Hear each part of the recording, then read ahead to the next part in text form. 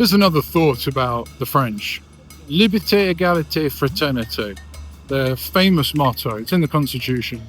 Liberty, equality, and fraternity. I don't think it works together. And I might even say it's a trilemma. And that kind of reflects in French society today, where you have so many different competing strands.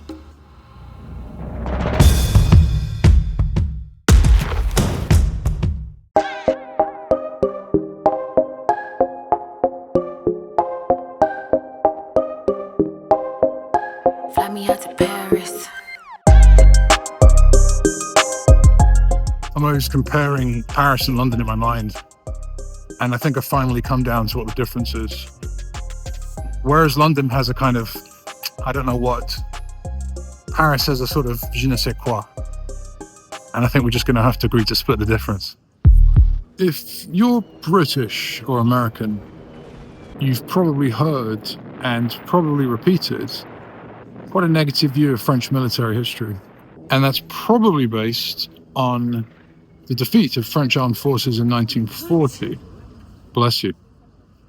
And that's probably fair in some ways, because it was an incredible defeat, and you can read about it in Mark Bloch's famous book, Strange Defeat. But in another way, it's really unfair, because French force of arms and the French military are actually badass.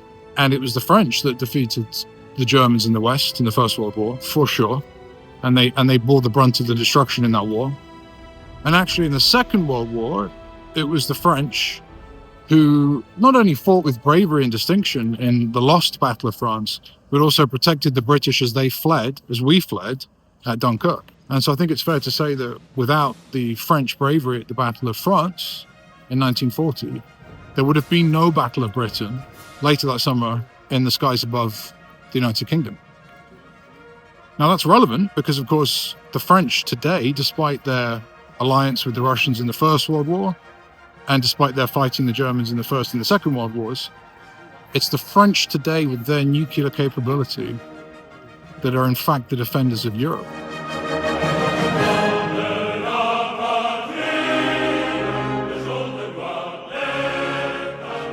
That's another way of saying that I think we need to be slightly politer to the French if they're going to look after us now.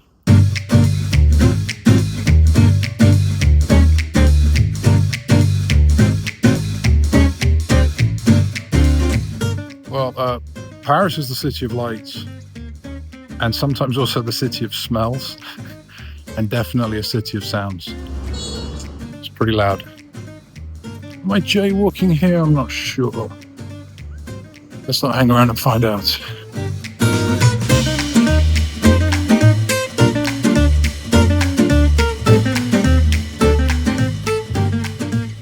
So it's a bit quieter down here by the river. So let me see if I can capture this idea of liberty, equality, and fraternity being a trilemma. Okay, so here's the thought. If you put liberty and equality together, you're creating the legal system for competition. So fraternity is probably getting pushed out at some point. If you say, okay, fine, liberty and fraternity, we'll put those two together, then you're allowing people to create cliques, right? Free association. And so probably equality is getting pushed out. So if you say, okay, well, look, then the fix to that one is that equality and fraternity have to go together. Then what you're creating is communal. And I think probably liberty has to take a back seat. So you've got competition, cliques, and community, or the communal, that are produced by these three great ideas. And of course, those things clash. And you see those things clash in French society, where you have like hardcore trade unionists and hardcore fascists and everything in between. So France is a fascinating example of how a society based on ideals and Enlightenment ideals can create tensions that I really don't know how you can fix. It's pretty good. It's a lot cleaner than I remembered it.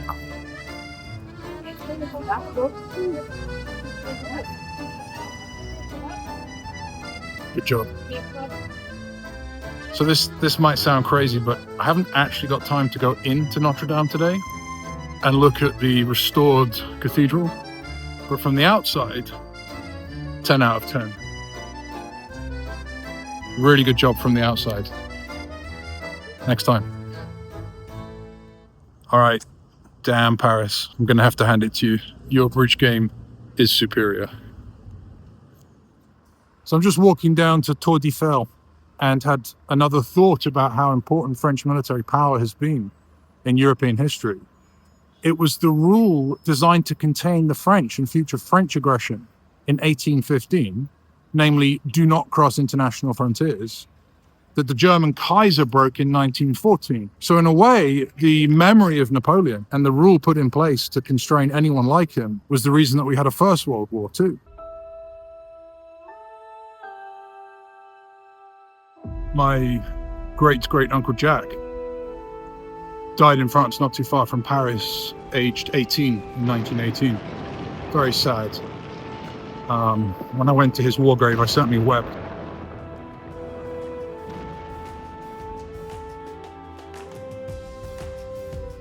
This is what we play for. Boom.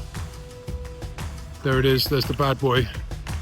Alors, parlez pas français, mais permettez-moi de dire merci beaucoup à tous les Français qui se sont battus pour la démocratie.